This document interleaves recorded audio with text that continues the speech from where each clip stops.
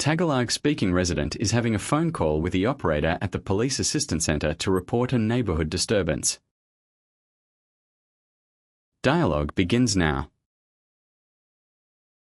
Hello. You have reached the police assistance line.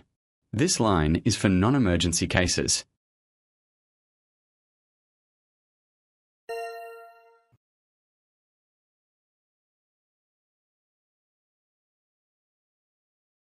Magandang gabi po. Hindi po emergency. Gusto ko sanang iulat na may ilang taong sumisigaw sa kalye sa harap ng aking bahay habang nag-iinom.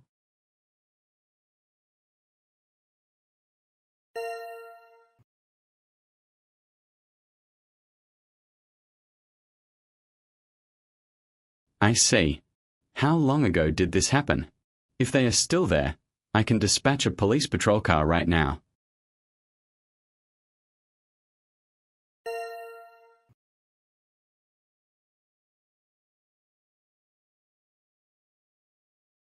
Tumigil na po sila. Pero 3 gabi na po silang nag-iingay. Tahimik naman po ang kapitbahayan namin dati.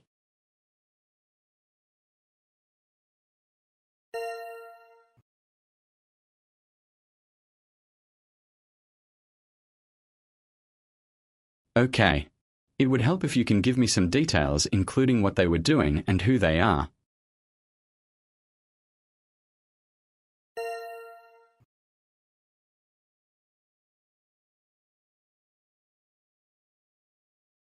Mga kabataan po sila.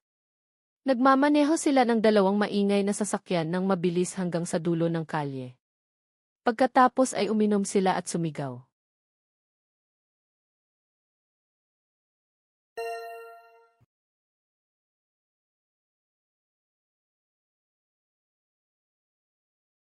I understand why they may disturb the neighbors.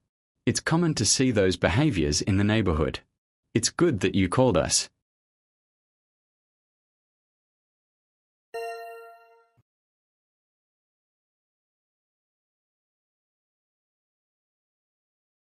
Natatakot po ako na pag nainip sila ay baka nakawan nila ang sasakyan sa kalye o pasukin ang isang bahay. Pwede po bang patigilin sila?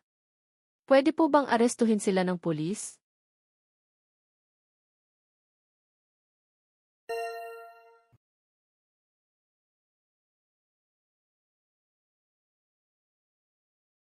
If they have left now, I can't do anything tonight. I'll pass on the details to your local police station in case this happens again.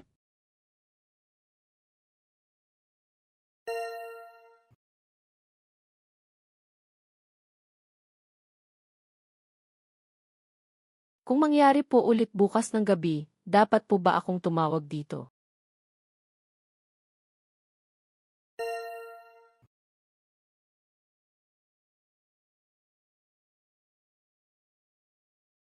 Call the local police station directly.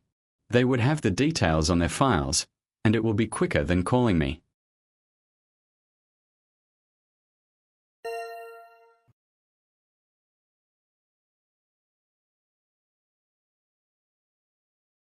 Sige po. Sana po ay maaresto sila ng pulis bago pa lumala ang kanilang asal.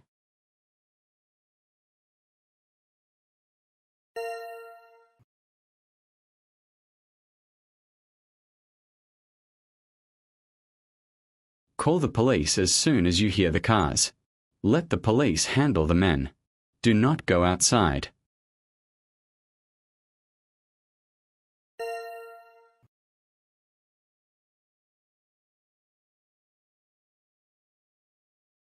Hindi po ako lalabas. Ayaw ko pong dalhin nila ang galit nila sa akin. Maraming salamat po. Malaking tulong po iyon.